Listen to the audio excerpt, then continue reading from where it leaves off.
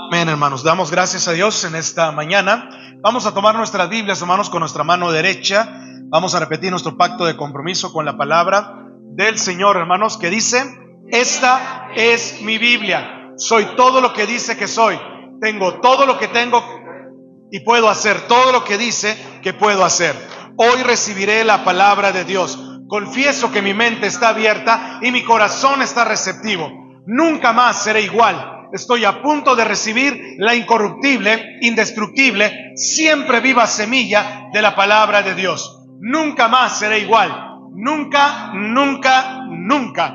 Nunca más seré igual en el nombre de Jesús. Amén. Señor, en esta mañana queremos abrir tu palabra confiadamente, Señor. Queremos que tú nos guíes, que tú estés con nosotros, Padre Santo, y que nos ilumines, Señor, para poder entender este mensaje, Señor, que seguramente, Señor, cada uno de nosotros debemos de poner en práctica, Señor, y compartirlo con las personas que no lo tienen. Padre, te pedimos que tú abras nuestra mente, nuestros ojos, nuestro corazón, Padre Santo, y que podamos al salir de este lugar, Señor, compartir las buenas nuevas de salvación a todos aquellos que no lo conocen, Señor. Y también, Señor, como dice en tu palabra, crezcamos juntos, edificándonos juntos, que es la virtud en Cristo Jesús. Oramos por todo esto, Señor, y te damos gracias en Cristo Jesús. Amén. Siéntense, hermanos, por favor, y que Dios les bendiga. El día de hoy, hermanos, continuamos con la tercera parte o el tercer propósito, hermanos, acerca de nuestra campaña de crecimiento espiritual, hermanos, que estamos llevando a cabo, acerca de que 40 días con propósito, hermanos, y estamos llevando una serie de mensajes en donde estamos descubriendo acerca de los propósitos bíblicos de Dios para nuestra vida. Todos necesitamos tener un propósito, ¿no es cierto? Y por eso estamos pasando estos 40 días de una vida con propósito, considerando los propósitos de Dios para tu vida y para mi vida. Fuiste planeado para agradar a Dios. Ese fue nuestro primer propósito, que es conocer y amar a Dios. ¿Cómo dijimos que se llamaba ese propósito, hermanos? Adoración, ¿se acuerdan? La segunda semana hablamos del hecho de que fuimos hechos para integrar la familia de Dios. Dios quiere que aprendamos a amar a los demás y que nos llevemos bien con la familia de Dios. Y la Biblia llama a eso comunión, ¿sí? Adoración y comunión. Y hoy vamos a estudiar el tercer propósito por el cual Dios nos puso en este planeta. Y ese tercer propósito lo encontramos nosotros, hermanos, en el versículo de Romanos, capítulo 8, versículo 29. Ayúdenme a leerlo, por favor, todos juntos. Dice: desde el mismo principio, Dios decidió que los que se acercaran a Él, y Él sabía quiénes se habrían de acercar, fueran como su Hijo, para que Él fuera el mayor entre muchos hermanos. Que Él fuera el mayor entre muchos hermanos. Siempre ha sido el propósito de hacernos como Jesucristo. Las otras religiones toman a su profeta e incluso a Jesús como solamente un modelo a seguir, un estándar a seguir. Pero la Biblia dice que Él quiere que seamos como Jesucristo, semejantes a Él. Su plan desde el principio fue que los seres humanos fuésemos como Jesús, pero para que no haya malentendidos, como dijimos en la escuela dominical, la Biblia no dice que seremos nunca un Dios. Nunca podrás ser Dios. Quiero decir, tu esposa puede considerar que eres un Dios. Tus hijos pueden considerar que tú eres como un Dios, pero nunca serás un Dios. En realidad, estoy seguro de que no piensa Dios que necesites y yo necesite ser como Dios.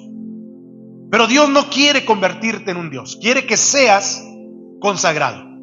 Quiere que desarrollemos nuestro carácter, que pensemos como Él, que procedamos como Él, que sientas como Él, que obtengamos valores de su entereza moral. Y Dios quiere que seamos como Él, y ese es el tercer plan divino por el que te puso aquí en este planeta, para que seamos como Jesús.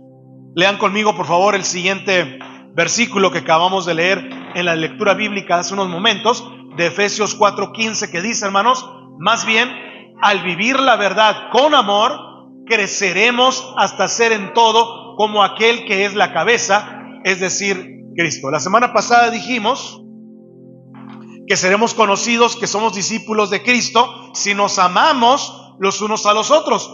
Más bien, al vivir la verdad con amor, es decir, pasando al tercer propósito. O sea, el segundo fue integrar la familia de Dios, llamarnos como familia de Cristo. Así lo expresó ahorita el hermano Leo, y lo hemos dicho siempre. ¿Por qué llegamos a amar más a la familia de Cristo que a nuestra propia familia? No es por ser unos indolentes, no es por ser falta de agradecimiento, nada de eso. Es porque, hermanos, sabemos que la familia de Cristo, la familia de Dios, es mucho más duradera, es mucho más permanente, y nos amamos con más sinceridad, incluso nuestra propia familia. Dice, creceremos hasta ser en todo, no solamente una parte, no solamente la mitad de mi vida, sino en todo, como aquel que es la cabeza, es decir, como Cristo Jesús. ¿Qué significa crecer? Crecer significa ser como Cristo. La voluntad de Dios para tu vida y para mi vida es que crezcamos. Dios quiere que maduremos y nos desarrollemos. Ahora, ¿en qué consiste la madurez espiritual? Fíjate con mucha atención en Jesucristo. Por desgracia, muchas personas envejecen pero no crecen. Y anoten esto, por favor. Bueno, creo que lo tienen ustedes ahí en sus hojitas. Creo que ahí está con ustedes. Mi tercer propósito en la vida es ser como Cristo. Como Cristo. Dios nos puso en este planeta para que fuéramos como Jesús. Él es el autor. Y nos dejó un modelo de crecimiento. Ahora bien, el crecimiento es un proceso, ya lo sabemos. No sucede de la mañana a la noche, o de la noche a la mañana. No es en un día, no es de pronto. No es que ya de repente seas como Jesús. Se trata de un proceso. Y a este proceso se le conoce con una palabrita que hoy en día parece que a muchos les cuesta trabajo enseñar. Se llama discipulado. Discipulado. El discipulado bíblico es el modelo que Dios quiere que seamos conformados a la imagen de Jesucristo. De hecho, la palabra discípulo, lo dijimos hace unas semanas atrás, viene de la idea de un maestro enseñando a un grupo de discípulos a ser como él. Y le seguían por todo Jerusalén, le seguían por Grecia, le seguían por Egipto, le seguían por donde quiera que hubiera maestros y hubiera alumnos que estaban siendo conformados a la imagen de ese maestro. Pero Jesús toma esa palabra. Y Jesús, en la época de los filósofos, la época de los pensadores y en la época de estos maestros, Jesús dice, ustedes son mis discípulos. Y el Señor practicó 3 años y medio con 12 hombres, practicó, ¿verdad?, el modelo bíblico que el Señor instituye acerca del discipulado bíblico. La Biblia no nos deja graduarnos hasta que lleguemos a conocer a Jesucristo en persona. No nos deja graduarnos. De hecho, Jesús nos da su modelo en la Biblia para que continuemos nosotros y hagamos más que discípulos. Id por todo el mundo, bautizando en el nombre del Padre, del Hijo y del Espíritu Santo, y hacer discípulos, enseñándoles que guarden todas las cosas que yo os he mandado. A esto se le llama discipulado. ¿Y saben cuánto dura el discipulado? Ya lo dije, toda la vida. A Dios le llevará el resto de tu vida forjar mi carácter y tu carácter, forjar todas las características de Cristo en nosotros. Desde el comienzo mismo, el plan de Dios fue, como dije, crearnos a la semejanza de su Hijo. Este es nuestro destino, hermanos, y es el tercer propósito de nuestra vida. Dios anunció su intención en la creación cuando dijo, hagamos a los seres humanos a nuestra ¿qué? Imagen y a nuestra semejanza en toda la creación. Y en toda la creación solamente los seres humanos fuimos hechos a imagen de Dios. Este es un gran privilegio. ¿Y sabe qué produce eso, hermanos? Dignidad. Nos dignifica como seres humanos. Somos dignos, somos dignificados, no porque hayamos alcanzado un alto grado en la evolución y que ahora somos personas pensantes. Somos dignos por la imagen y semejanza de Dios. Esa frase.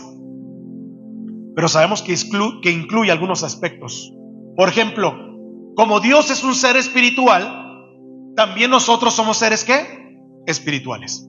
Nuestros espíritus son inmortales, lo dijimos, y perdurarán más que nuestros cuerpos terrenales. Como Dios es un Dios intelectual, nosotros también somos ¿qué cosa? Intelectuales. Podemos pensar, razonar y podemos resolver problemas y también podemos complicarnos problemas. Y a semejanza de Dios, Dios también se relaciona con su creación. Nosotros también nos relacionamos. Podemos dar y recibir amor verdadero. Y como Dios también tiene una conciencia, también nosotros tenemos una conciencia ¿qué? Moral.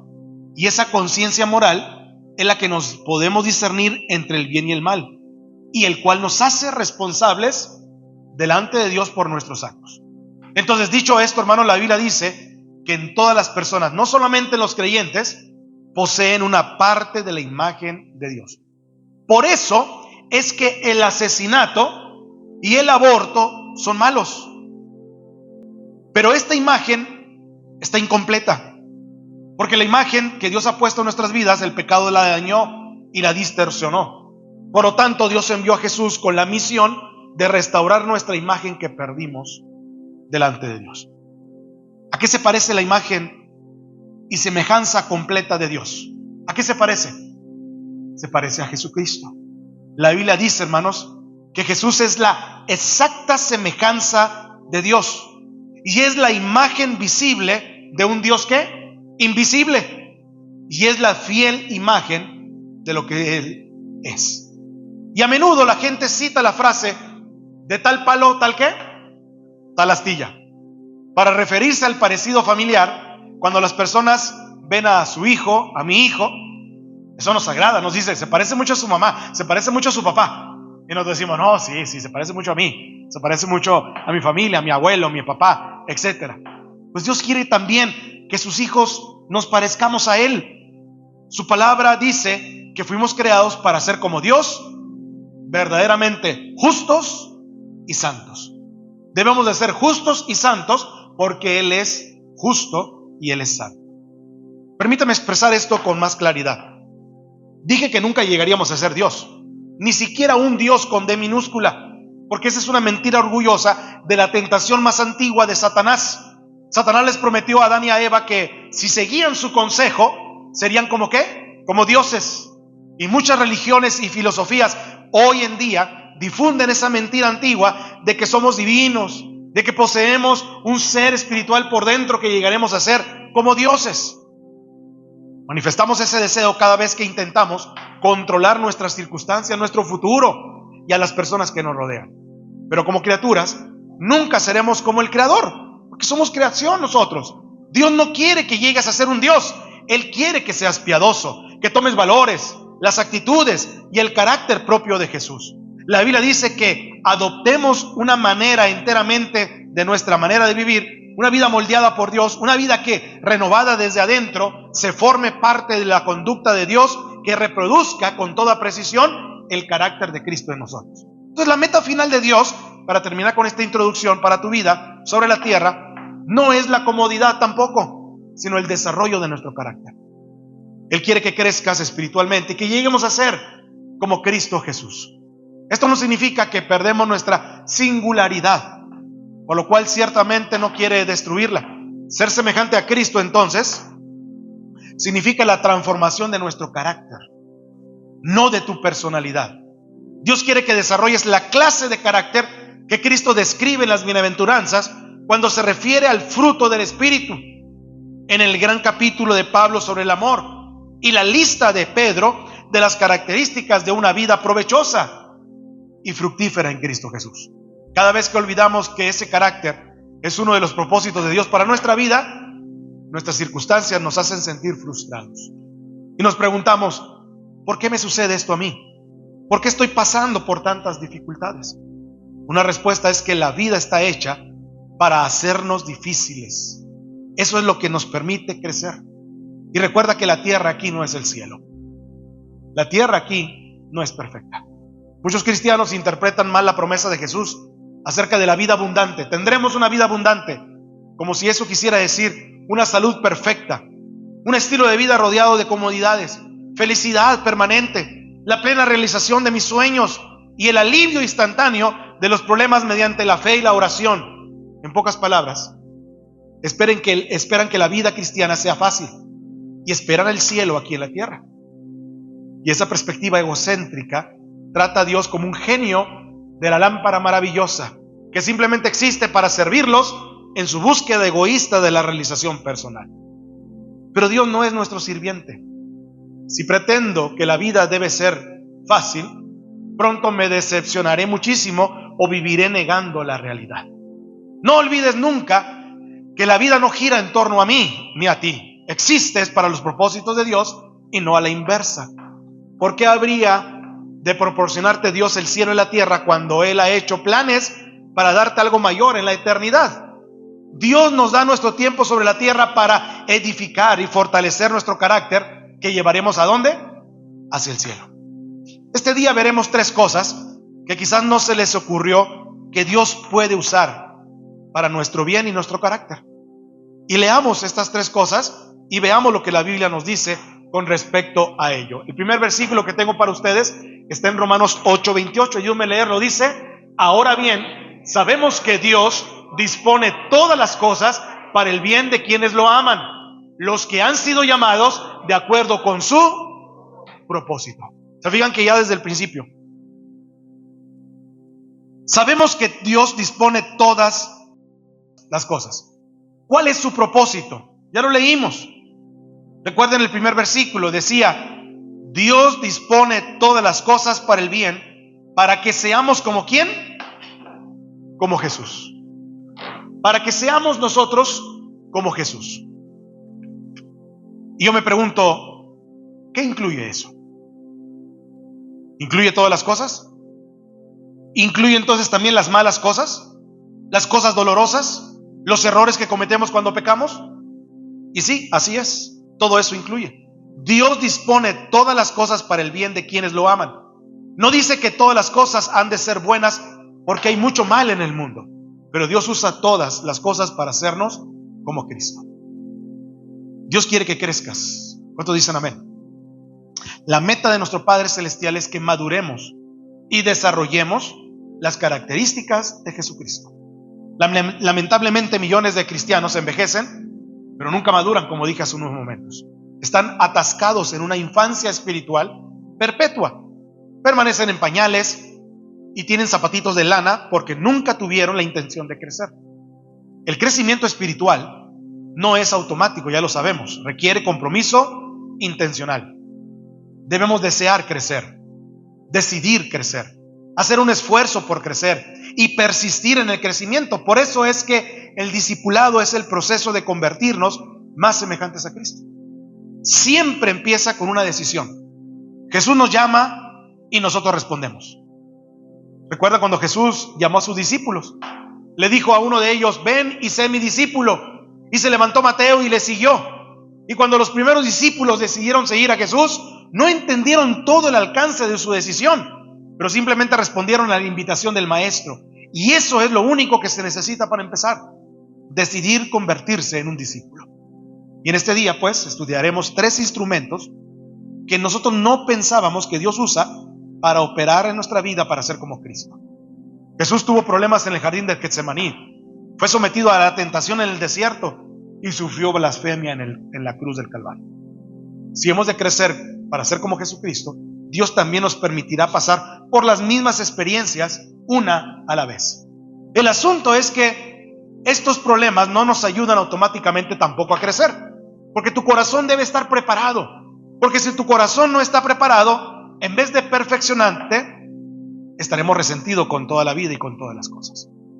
Por eso es que la primera cosa, y les pido por favor que ustedes completen ahí su escrito, hay 3 herramientas insospechadas que Dios usará para nuestro crecimiento. Número 1, Dios usa nuestros, ¿qué, hermanos? Problemas para enseñarnos ¿a qué? A confiar en Él. Así que bienaventurados cuando nos hallemos en diversas pruebas. En la Biblia La palabra problemas a menudo se les llama como pruebas. Un problema es una prueba.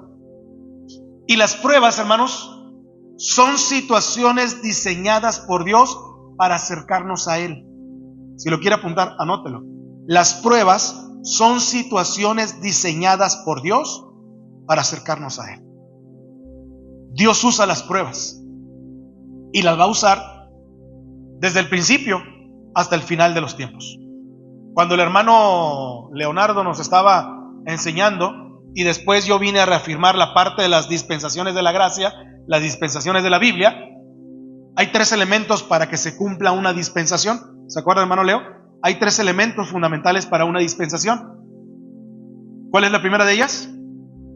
Un problema. Pasa el problema, ¿no? La situación. Segundo, una prueba. Dios pone a prueba al ser humano. Y tercero, Dios da entonces la solución para ese problema. Exactamente. Y Dios manda un juicio respectivamente con cada una de las dispensaciones. Pero hay un problema, hay una prueba. Y Dios prueba al ser humano en todas sus etapas, hermanos, para que podamos ser diseñados para acercarnos más a Él. Déjeme decirle una cosa. Las pruebas no fueron diseñadas para lastimarnos. Si usted piensa que una prueba nos lastima, esa no es el propósito de Dios. Una prueba que viene de parte de Dios no lastima. Lastiman las tentaciones, que ahorita las vamos a ver, y lastiman las acechanzas del enemigo, del diablo. Pero una prueba que venga de parte de Dios, esta no nos lastima, porque Dios las diseña para ayudarnos. No importa si tu vida va sobre ruedas, porque no se trata de fe, no se trata de fuerza de carácter. Dios tiene que permitir algunas cosas en nuestras vidas para que nos esforcemos y nos hagan crecer. Y se llaman problemas o pruebas. Y Dios quiere forjar nuestro carácter. ¿Cómo Dios forja nuestro carácter? ¿Cómo Dios lo forja? Bueno, vean el siguiente versículo que tenemos ahí. Romanos capítulo 5, versículo 3 al 4. A ver, ayúdame a leernos. Dios forma el carácter de esta manera. También en nuestros sufrimientos, porque sabemos que el sufrimiento produce perseverancia, y la perseverancia entereza de carácter, y la entereza de carácter esperanza. A ver si entendemos esto. Dios está más interesado en tu vida, en lo que eres, más que en lo que haces. En el Antiguo Testamento valía lo que hacían. Traigo mi ofrenda y yo hago una ofrenda, hago una acción, hacía algo. Entonces Dios justificaba esa parte. Se dio cuenta, no es que no lo supiera, y se lo dijo al pueblo de Israel: este pueblo de labios me honra, pero su corazón está lejos de mí. Entonces con la gracia cambió absolutamente todo. Dios ahora está más interesado en lo que soy más que en lo que yo hago. Y Dios siempre estará más interesado en lo que eres, en tu carácter, que en lo que haces o en nuestra carrera profesional. ¿Saben por qué? Porque no nos llevaremos nuestra carrera con nosotros al cielo, pero sí te llevarás tu carácter. Y eso es lo que perdurará. Por eso Dios dice que la meta en la vida es el carácter y no nuestras carreras. Y el objetivo de la vida es el carácter y no nuestra comodidad personal. Hasta que no entendamos esto, la vida no tendrá sentido para nosotros. Sabemos que en la vida enfrentaremos todo tipo de problemas, ¿no es cierto? Dificultades, pruebas, incluso ahí dice sufrimiento. Y tú dices: ¿por qué a mí, Señor? ¿Por qué no agarras a mi hermano, a mi hermana? ¿Y por qué no agarras al otro hermano que está por allá? ¿Por qué a mí? ¿Por qué me permites pasar por esto?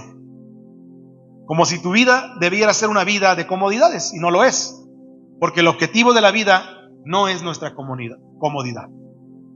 Ya lo dije hace un momento, esto no es el cielo. Si continuamos pensando que puedes tener el paraíso en la tierra, nos esperan muchas desilusiones. Este no es un lugar para la comodidad. Este es el lugar para desarrollar el carácter de Cristo. Y para eso se requiere, entre otras cosas, problemas. Porque los problemas producen, ¿qué cosa? Paciencia. Porque los problemas producen paciencia. Y la paciencia produce entereza de carácter. Y la entereza de carácter produce, ¿qué cosa? esperanza.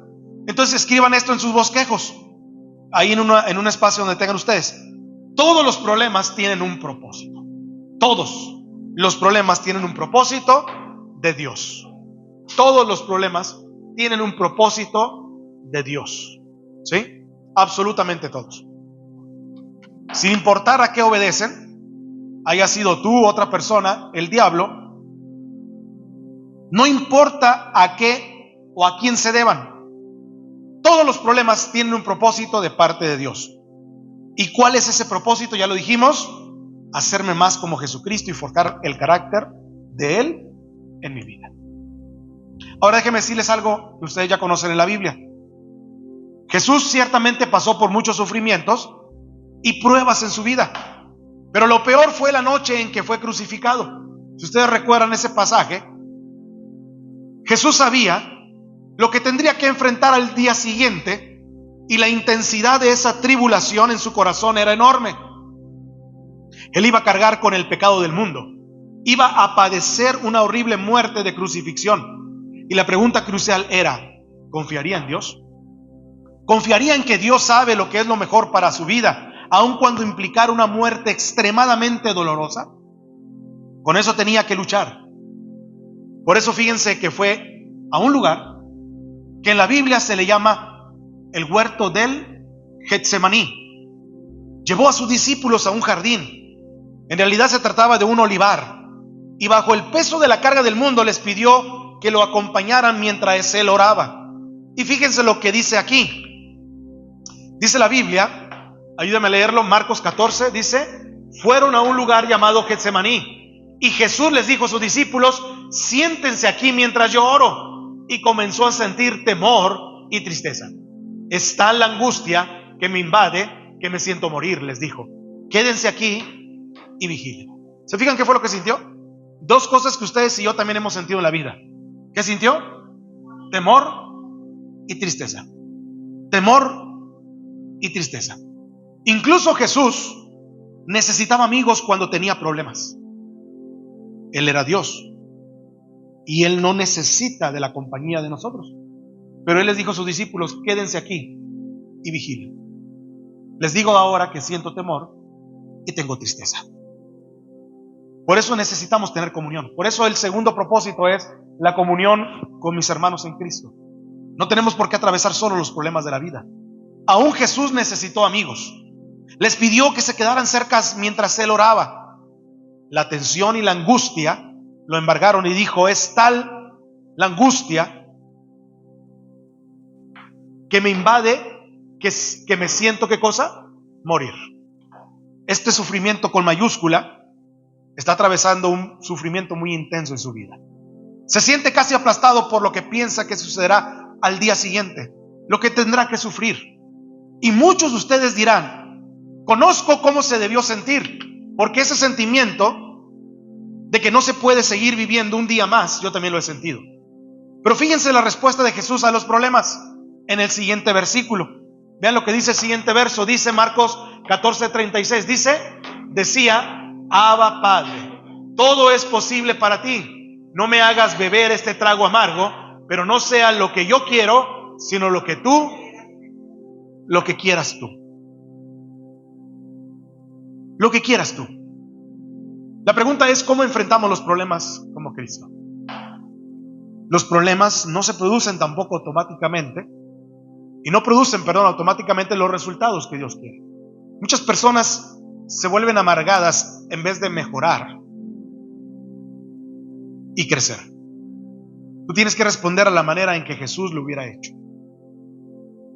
Y la primera cosa que quiero decirles es que recuerden que el plan de Dios es bueno. Dios sabe lo que es mejor para ti, y su corazón tiene presente tus mejores intereses.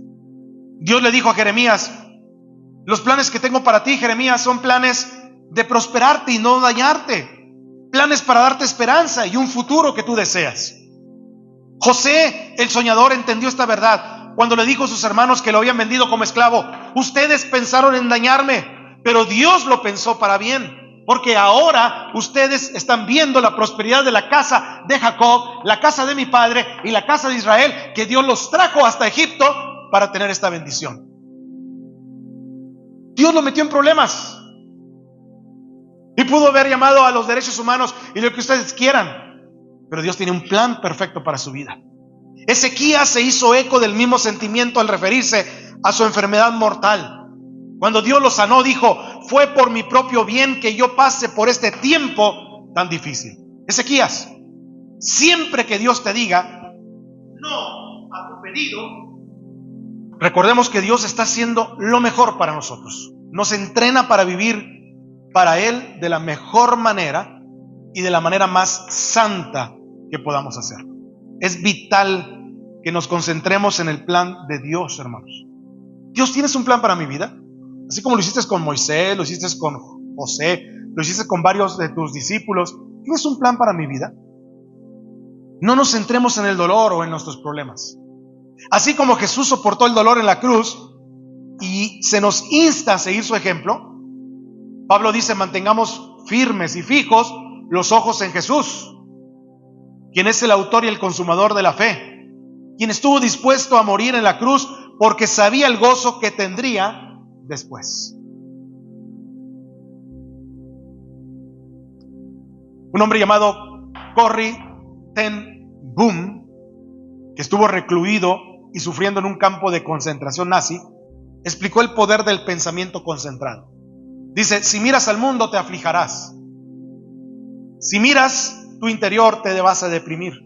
Pero si miras a Cristo vas a reposar y descansar. Tu enfoque determina tus sentimientos. El secreto de la paciencia es recordar que tu dolor es temporal, pero tu recompensa es eterna. Moisés soportó una vida de problemas. Y dice la Biblia, porque tenía la mirada puesta ¿en quién? En la recompensa, en Dios. Pablo resistió penalidades de la misma manera. Él dijo: nuestros problemas presentes son bastante pequeños y no duran mucho tiempo. Sin embargo, dice Pablo, producen para nosotros una gloriosa, inmensamente grande gloria que durará para siempre. Entonces termino con este punto: no cedas ante el pensamiento del corto plazo. Mantén tu mirada enfocada en el resultado final. Si hemos de compartir su gloria, también debemos de compartir su sufrimiento, dice la Biblia. Lo que sufrimos ahora no es nada comparado con la gloria que Él nos dará después. Y yo te recomiendo otra cosa: regocíjate y da gracias. La Biblia nos dice: den gracias a Dios en toda ¿qué? Situación, porque esta es la voluntad para ustedes en Cristo Jesús. Ustedes preguntarán: ¿cómo es posible hacer esto? Bueno, considera que Dios nos dice que demos gracias en todas las circunstancias, no por todas las circunstancias. Dios no espera que le agradezcas por el mal, por el pecado, por el sufrimiento o por sus consecuencias dolorosas en el mundo. En cambio, quiere que le agradezcas porque usará tus problemas para cumplir sus propósitos. Siéntanse dichosos cuando se hallen en diversos problemas y en diversas pruebas. La Biblia dice: alégrense siempre en el Señor. No dice alégrense por su dolor, no dice eso, porque eso sería masoquismo. No importa el problema que estés pasando, puedes regocijarte en el amor de Dios en medio del problema, en su cuidado, su sabiduría, su poder, su fidelidad. Y Dios dijo: alégrense, salten de alegría, porque en el cielo obtendrán una gran recompensa. Y también podemos alegrarnos al saber que Dios está con nosotros en medio del dolor. No servimos a un Dios distante y aislado, que nos dispara frases alentadoras desde un cielo seguro. Todo lo contrario, Él entra en nuestro sufrimiento. Jesús lo hizo en la encarnación y su Espíritu lo hace ahora en nosotros, porque nunca nos va a dejar solos. ¿Cuántos dicen amén? Ahora déjeme decirles la segunda cosa, la segunda herramienta que Dios usa insospechadamente. Póngale ahí por favor: Dios usa la tentación para enseñarnos a qué, hermanos, a obedecer. ¿Por qué tenemos tentaciones? Porque Dios quiere que obedezcamos. Ahora creo yo que es importante que deje bien en claro la definición de tentación. Las tentaciones son situaciones diseñadas por Satanás con intención de dañarnos. Las tentaciones, no sé si lo tengan ahí ustedes, las tentaciones son situaciones diseñadas por Satanás con la intención de dañarnos. La Biblia dice, si alguno es tentado, no diga que es tentado de parte de quién, de Dios. Dios no diseña las tentaciones. Dios diseña las pruebas. Dios diseña las pruebas para nosotros, pero no las tentaciones. Dios nunca nos tienta para hacer el mal. O sea, aquellos que dicen, es que estaba en una fiesta y de repente pusieron alcohol en mi mesa y ay, Dios me puso una tentación muy grande y Dios me puso una prueba para ver si Dios quiere que yo no, o yo sí. Dios dice en él, no, yo no estoy en el asunto. A mí no me involucres en esta decisión que tú vas a tomar de tomar o no tomar. A mí no me involucres en esa decisión. Yo no te pongo esa clase de pruebas porque yo no te arrojo hacia el mal, yo no tiento hacia el mal. La Biblia dice, hermanos, Dios nunca nos tienta para hacer el mal. La Biblia es muy clara al respecto. Estas han sido diseñadas por Satanás con intención de lastimarnos. Entonces, mis tentaciones, dijo una vez Martín Lutero, ese hombre revolucionario, han sido mi maestría en teología. Porque en las tentaciones he aprendido cómo buscar a Dios. Ahora, ¿Jesús enfrentó tentaciones? Sí, pero nunca pecó. ¿Enfrentó la tentación? Sí, pero nunca cedió. Justo después de su bautismo, al comenzar su ministerio público, a la edad de 30 años, sufrió un intenso periodo de 40 días de tentación. ¿En dónde? En el desierto. Ahora, veamos qué fue lo que hizo Jesús para enseñarnos a nosotros esta parte de la palabra de Dios. Ayúdame a leerlo, Mateo 4:1, fíjense lo que dice. Luego el Espíritu llevó a Jesús al desierto para que el diablo lo sometiera a tentación. Si Jesús mismo enfrentó tentaciones, adivinen qué, tú y yo también las enfrentaremos. El hecho de que Jesús haya enfrentado tentaciones nos recuerda algunas verdades acerca de la tentación que nos ayudarán a superarlas. Algunas cosas que nos conviene recordar. Ustedes la tienen ahí. Algunas cosas que nos convienen recordar. A ver, vamos a ver. Número 1, hermanos. La primera, recuerda que la tentación no es un pecado. Recuerda que no es pecado ser tentado.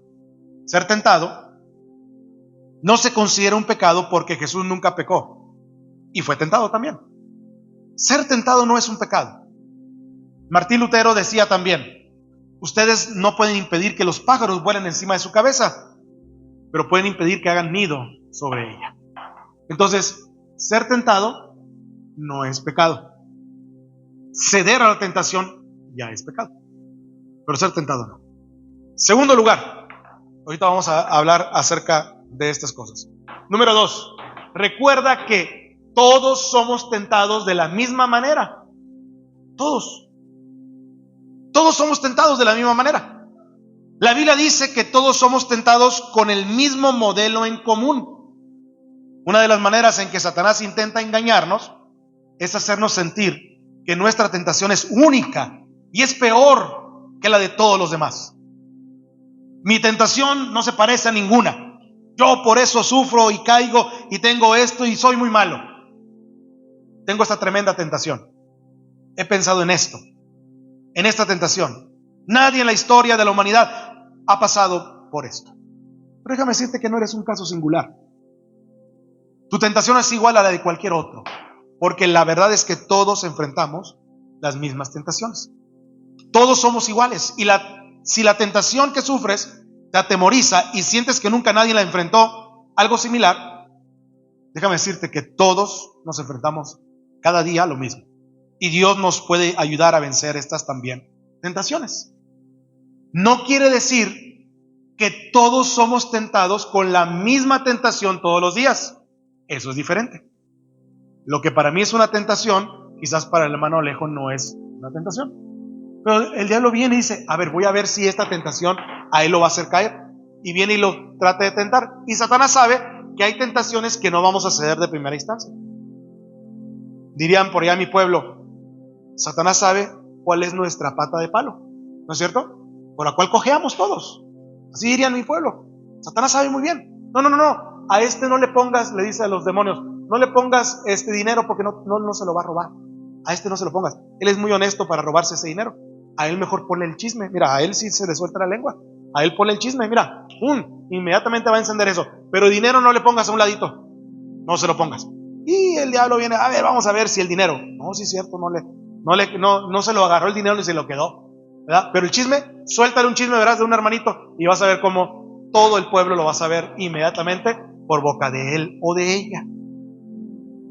En tercer lugar, es importante que recordemos que nunca evitarás, ¿qué cosa?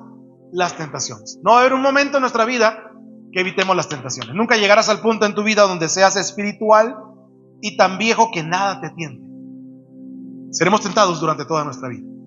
Pero también es importante recordar que Jesús nos enseñó con su experiencia que toda tentación es una oportunidad para hacer el bien, para tomar nuestras decisiones. La tentación es un escalón que nos acerca más a ser como Jesucristo. Fíjense en lo que hizo Jesús cuando fue tentado. Vean el siguiente versículo. Ayúdame a leerlo. Mateo 4:10 dice, hermanos: vete, Satanás, le dijo Jesús, porque escrito está, adorarás al Señor tu Dios y a Él solo servirás. Jesús se enfrentó a la tentación. Este es el punto. La tentación siempre procura probar si amamos más a Dios que a los placeres. ¿A quién amamos más? ¿A quién? ¿A Dios? Entonces no cedamos a la tentación. Porque la tentación siempre procura probar si amamos más a Dios que a nuestros placeres. Ay, es que esta es para la calor, decimos allá en Sonora. Que hace mucho calor en Sonora. Y esta, como decía el sacerdote, ¿verdad? No tomen, hijos, decía el sacerdote, no tomen, por favor, porque el tomar se emborrachan y hacen un montón de problemas, le pegan aquí, le pegan allá, se endeudan, hacen un montón de cosas, dice, no cedan a la tentación, aunque ustedes vean que la cerveza está pero bien fría. El otro día le decía así, bien fría, le decía, todavía, pues sí, pues a todo el mundo les causó la tentación, ¿verdad? Aunque ustedes vean eso, dice, no cedan a la tentación. Bien fría, decía, todavía le hacía así rasposa, le hacía la garganta para que se les antojara a todos, ¿verdad? Hermanos, aunque sea para la calor, ¿qué es lo más que prueba la tentación? Si demostramos que amamos a Dios o amamos más nuestro placer, el placer. ¿Qué es lo que nos pide Dios? ¿Qué es lo que nos pide el Señor? Bueno, sometámoslo al filtro de la tentación y nosotros demostraremos si amamos más a Dios que a nuestros placeres. Eso es lo que ocurre cuando somos tentados. Eso. Se trata siempre de probar qué es lo que más amo en mi vida. Y cuando me tienta con el dinero, que es una tentación también, ¿qué amo más en la vida? ¿A Dios o al dinero? Cuando me tienta en una relación no conveniente, ¿qué es lo que debo yo decidir? ¿Amar más a Dios o a mi vida? ¿O a esa persona o a Dios? Cuando me tientan las comodidades, ¿qué amo más? Cuando me tienta en mi reputación, ¿qué amo más? Cuando me tienta en algo que yo deseo más en la vida, ¿qué amo más? ¿Saben por qué Dios escogió a Abraham para probarlo en su hijo? Porque dice, no vaya a ser que este hijo se le convierta en lo que más ama a Abraham en la tierra y me deje a mí en segundo lugar. Y entonces le dice, deseo, por favor, le dice Dios, que vayas y sacrifiques a tu hijo, tu único, al de nombre ¿qué? Isaac, y lo entregues en sacrificio. Abraham dijo, es una obediencia que yo tengo con Dios. No es una obligación, pero es una obediencia. La Biblia dice que Jesús dijo que si lo amábamos, obedeceríamos sus ¿qué? Sus mandamientos. Quiero darles algunas ideas prácticas con respecto a qué hacer. ¿Cómo puedo superar la tentación? Hay dos ayudas para enfrentar la tentación. No sé si ustedes la tengan ahí. Sí, la tienen ahí. Número 1, hermanos, la primera ayuda. Concéntrate en buenos pensamientos. Dice Filipenses 4:8. Por lo último, hermanos, consideren bien todo lo verdadero, todo lo respetable, todo lo justo. Cuando yo tengo una tentación, debo hacer caso a lo que dice la Biblia. Considera todo lo verdadero, todo lo respetable, todo lo justo. esto que estoy haciendo, si yo caigo en esta tentación, me va a llevar a ser una persona respetable, una persona verdadera, justa, delante de todas las demás personas, o no. Tener buenos pensamientos. Si quieren vencer las tentaciones que todos enfrentamos en la vida, concéntrate en tener buenos pensamientos. La tentación siempre comienza por robarnos la atención, y cuando consigue nuestra atención, nos atrapa. Si nos concentramos en la tentación, nos arrastrará inevitablemente y caeremos en la tentación. Les daré una pequeña sugerencia al respecto con la tentación. Cuando estén siendo tentados, no la resistan, porque mientras la resistan, ¿saben qué es lo que hacen? Están pensando en la tentación. No voy a caer, no voy a caer, no voy a caer, menos en eso, no voy a entrar, no voy a entrar, no le voy a dar clic, no le voy a dar clic. No voy a comprar, no lo voy a hacer, no lo voy a tomar, no la voy a abrir. Mientras están pensando en la tentación, se involucran en una lucha encarnizada con Satanás. Y adivinen quién siempre lleva las de ganar. Satanás. Él lleva siempre las de ganar. No resista la tentación, aléjate de sus garras y camina en la otra dirección. Piensa completamente diferente. Dice todo lo bueno, todo lo justo, todo lo que es verdadero. Entonces, cuando sufro la tentación, este es mi versículo favorito para reemplazar los malos pensamientos por los buenos. Me dijo una vez una persona: pastor, ¿no le ha pasado a usted que cuando va a caer en una tentación o va a hacer algo malo, de repente le habla un hermano de la iglesia, o de repente escuchas una canción cristiana, o de repente hay un versículo, ¿verdad?, de la Biblia o lo que sea? ¿Y cómo vas a pecar con el versículo o con la canción que están tocando ahorita mismo ahí en la música? ¿Cómo vas a pecar a gusto así? Exactamente. Nos ha pasado a todos. Esa persona me lo dijo.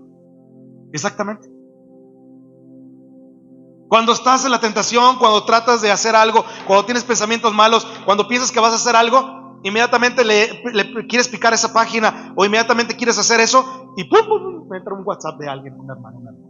¿Cómo estás, hermano? Dios te bendiga, bendiciones de lo alto y todo lo demás. Y te quita las ganas ya de pecar, ¿no? Eso decía, así es, así pasa, me decía esta persona. O de repente yo estoy es que si lo digo ya voy a decir quién es esa persona, ¿verdad? Pero de repente yo estoy en cierta parte de mi casa, no voy a decir dónde, ¿no? Y entonces yo quiero hacer eso de la tentación que tengo ahí enfrente de mí, y de repente mi mamá, o de repente mi papá, o de repente alguien en la bocina de la casa, pum, pone una canción de adoración y alabanza. ¿Cómo voy a caer cómo voy a ceder la tentación? ¿Cómo voy a pecar a gusto si está la adoración y la alabanza ahí mismo? Porque es incómodo, ¿verdad?, hacer pecado con la alabanza y la adoración, ¿no? Entonces, pues cállate tú solo, ¿no? Cuando te haga la tentación, pues ¡pum! Alexa, una canción de Dios, ¿verdad? Alexa, toca la alabanza y adoración 20 horas, y ahí están las 20 horas, y no pares sin parar, toca sin parar, ¿no? Y ahí está la alabanza y no vas a pecar. ¿Por qué? Porque traes a Cristo y traes la alabanza y traes la mente del Señor, y completamente tus pensamientos cambian completamente. Segundo, este es el consejo, otro consejo. Segundo, pongan ahí por favor, hermanos, consigue un compañero espiritual. Consigue un compañero espiritual. He insistido muchísimo en esto. La Biblia dice en Eclesiastés 4, de 9 al 10, dice: es mejor que tengas un amigo a que estés completamente ¿qué? Solo. Si caes, tu amigo puede ayudarte, pero si caes sin tener un amigo cercano, estás realmente ¿qué? En problemas. He escuchado cientos de testimonios. Cuando dicen: pastor, cometiste pecado o caí en esta tentación. Si alguno de mis hermanos hubiera estado cerca de mí, yo no hubiera caído. Y es cierto lo que dice la Biblia. Si alguno de mis hermanos hubiera estado cerca de mí, si caes, tu amigo puede ayudarte, pero si caes sin tener un amigo cercano, estás realmente en problemas. Escoge el amigo que tú quieras y abre tu corazón con quien tú quieras. Sé que a ninguno nos gusta hablar de nuestras tentaciones, lo sé, pero una de las maneras de vencerlas es ser francos y sacarlas a relucir con alguien de confianza. Consíguete un compañero espiritual, alguien que te ayude, alguien que esté realmente dispuesto a ir contigo esa milla. Muchos de nosotros vamos por la vida y tenemos una tentación que nos abruma. Puede ser nueva o puede ser de toda la vida. La verdad es que hasta ahora las hemos enfrentado solos, las tentaciones. Este paso consiste en decir, voy a conseguir a alguien a quien contársela. Los matrimonios deben de hacer eso. Su compañero es su esposa y su esposo. Hay veces que los esposos, las esposas, tienen necesidades íntimamente de estar con él, con ella. Y el otro se niega, o el otro no tiene las ganas y las intenciones de estar con esa persona. La Biblia es muy clara en eso y dice que no debemos de negarnos por causa de las tentaciones. La Biblia lo ordena y lo dice.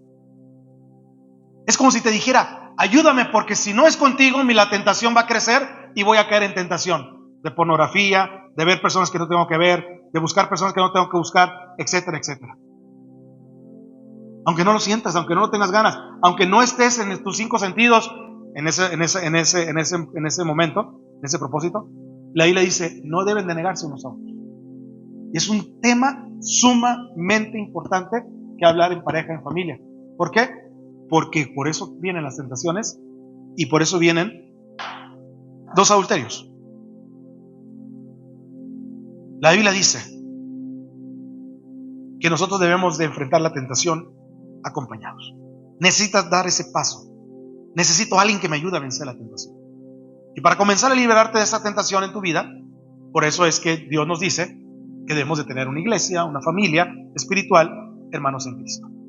No caminar solos. Conseguir aunque sea un compañero de lecturas bíblicas. Llámele a alguien, oye, te llamo en la mañana para que podamos leer juntos la Biblia. ¿Saben ustedes que hay personas que me escriben para eso nada más? Que me hablan por teléfono para eso nada más. Son gente que no es de la iglesia, que saben que yo estoy trabajando, etcétera, que no saben que yo estoy trabajando y me hablan para eso. Pastor, necesito que nada más ore por mí, o necesito que me lea conmigo esta parte de la Biblia, o necesito que me mande este devocional. Y lo hago. Y claro, lo hago en la medida en que pueda hacerlo en mi trabajo. Pero ¿saben una cosa? Necesitamos compañeros. El mejor lugar para encontrar a ese compañero espiritual es la iglesia. Alguien en que puedas realmente decir, ayúdame a crecer en mi vida espiritual. Dios quiere que seas entonces como Jesucristo. Es el tercer propósito que Dios nos puso en este planeta. Y número 3, hermanos, terminamos con esto. 3 herramientas insospechadas. Dios usa el mal, póngale ahí por favor, el mal que nos hacen para enseñarnos a qué, hermanos, a perdonar. La tentación la usa para obedecer.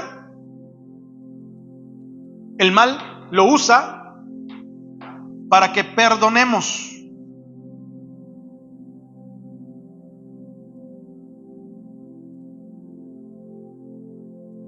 Ya viene un poquito más complicado el asunto, ¿no es cierto? Dios usa los problemas para confiar en Él. Dios usa las tentaciones, ¿para qué? Para que le obedezcamos. Pero Dios usa el mal de las otras personas que nos hacen, ¿para qué, hermanos? Para perdonar. ¿Cuántos tenemos dificultades con este punto? Quizás la mayoría, por eso necesitamos practicarlo. Quizás la mayoría. Y la mayoría de nosotros necesitamos entenderlo. ¿Qué entendemos por mal? Si las pruebas eran situaciones diseñadas por Dios para acercarnos a Él, y las tentaciones son situaciones diseñadas por el diablo para alejarnos de Él, de Dios, estos males son situaciones diseñadas por otras personas con el fin de lastimarnos. El mal de otras personas. Ahí no entra ni Dios ni Satanás. Son diseñadas por otras personas con el fin de lastimarnos. Y sí, hay personas en la vida que nos quieren lastimar, con mala intención. Y por eso la Biblia dice en el Padre Nuestro que debemos de orar, Señor, perdónalos porque perdónanos el mal que hemos hecho, así como nosotros hemos perdonado a los que nos han hecho absolutamente mal. Este versículo lo vamos a leer un poquito más adelante. Eso es una cosa difícil, yo lo sé. Lidiar con problemas es difícil. Pero otra es enfrentarse a las tentaciones. Pero el instrumento más difícil que Dios usa en nuestra vida para que seamos como Cristo es este: soportar el dolor infligido por otras personas sin ánimo vengativo. Esto es, sin lugar a dudas, el paso más importante y más difícil para ser como Jesús, porque a menudo implica no ser comprendido, sino ser criticado, ser juzgado, y verbalmente lastimado y emocionalmente lastimado y hasta sufrir el abuso. Y permítame ser claro, Dios no provoca estas cosas. Dios odia el pecado, pero nos protegió a nosotros a pesar de que la iba a lastimar. Protegió a su Hijo y nos protegerá a nosotros. Verás, en la cruz Jesucristo no solo llevó nuestros pecados, también tuvo que soportar el abuso espantoso de las personas presentes. Vean lo que dice Mateo 27, ahora sí. Dice aquí, hermanos, ayúdenme a leerlo por favor. Los que pasaban meneaban la cabeza y blasfemaban contra Jesús. De la misma manera se burlaban de él los ancianos. Así también lo insultaban los bandidos que estaban crucificados con él. Él sufrió absolutamente todo esto por nosotros. Y en el siguiente versículo de Lucas 23:34, Jesucristo dijo: Padre, dijo Jesús, perdónalos porque no saben lo que hacen. ¿Cuántos de ustedes hemos estado en esta situación? Si vamos a crecer espiritualmente y ser como Jesucristo, tendremos que aprender lo mismo. Es evidente que en la vida te van a lastimar. Este no es el cielo, dijimos. Estamos en un mundo caído y todos pecamos y lastimamos a otras personas y las otras personas nos lastiman a nosotros. Nos lastimamos con o sin querer queriendo, como dice el hermano Chespirito. Muchas veces saldrán lastimados en la vida, pero para ser como Cristo deberemos aprender a perdonar. Nuevamente, hermanos, y concluyo con esto, es difícil.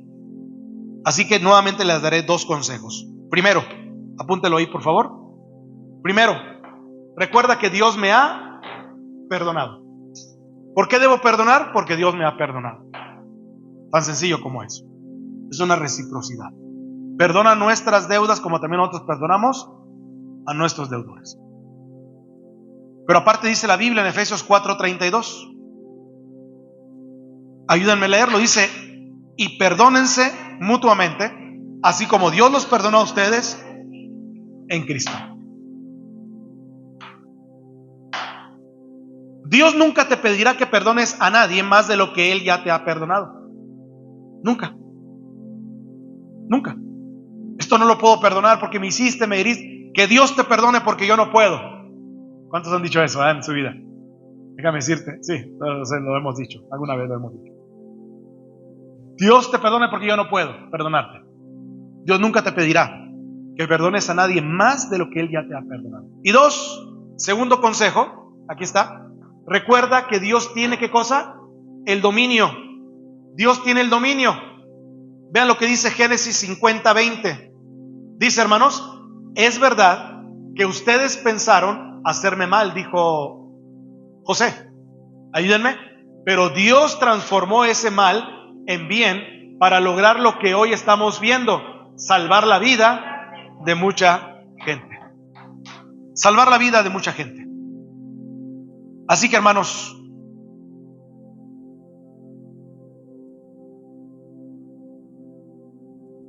José dijo: es verdad que ustedes pensaron hacerme mal.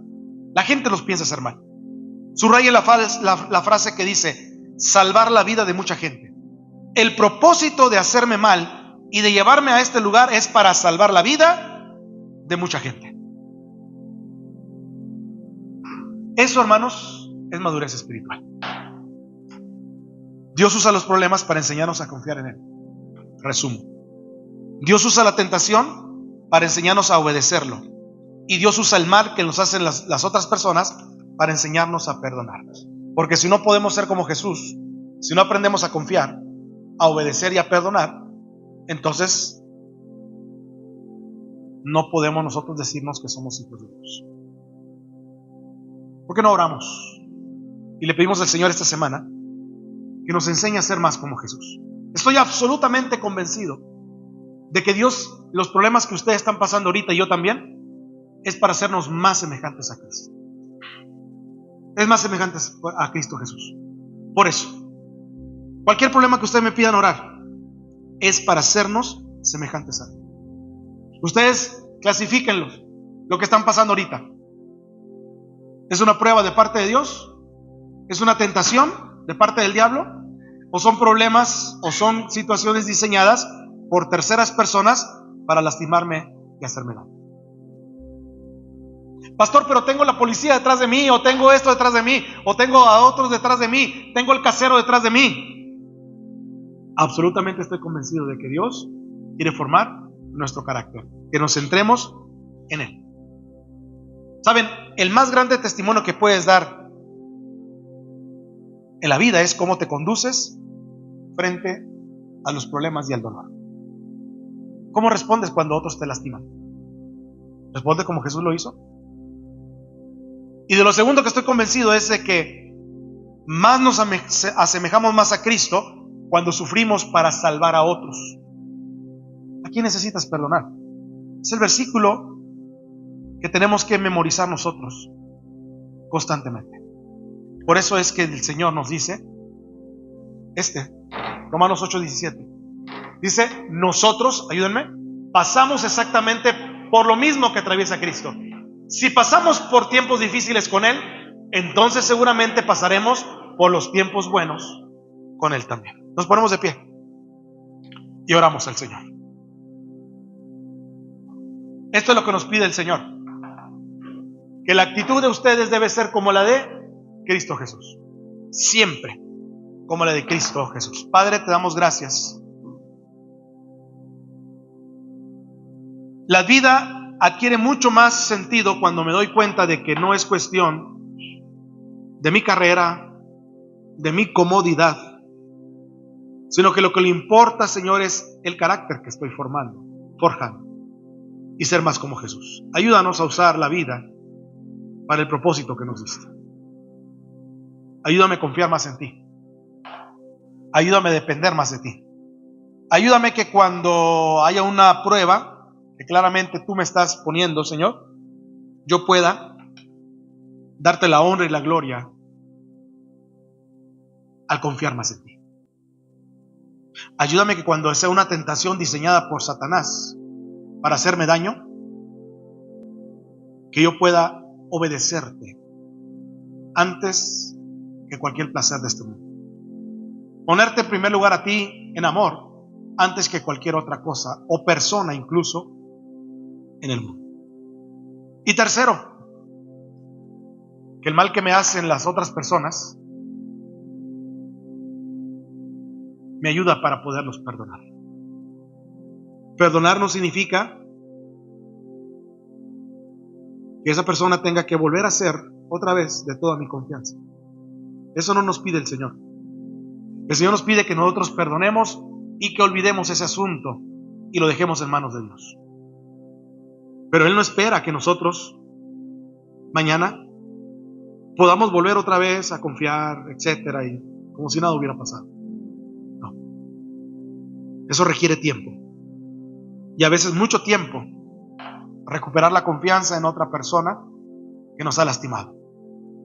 Pero mientras sucede eso, Dios nos pide que no nos llenemos de amargura, resentimiento, de odio, y que soltemos eso a través del perdón. Y todo lo demás será cuestión de nosotros, si volvemos a confiar o no en esa persona. Dios desea que cuando nos acerquemos a Él no tengamos rencor, ni odio, resentimiento. Porque ¿cómo puedo yo orar si estoy resentido con mi hermano? ¿Cómo puedo yo orar si tengo algo que ver contra mi hermano? Deja por ahí tu ofrenda en el altar, dice el Señor, y anda, ve, perdona, reconcílate con tu hermano, y entonces ven y presenta tu ofrenda delante del Señor. Padre, ayúdanos a ser mejores cada día en estos propósitos tuyos. En el nombre de Jesús te lo pedimos. Amén.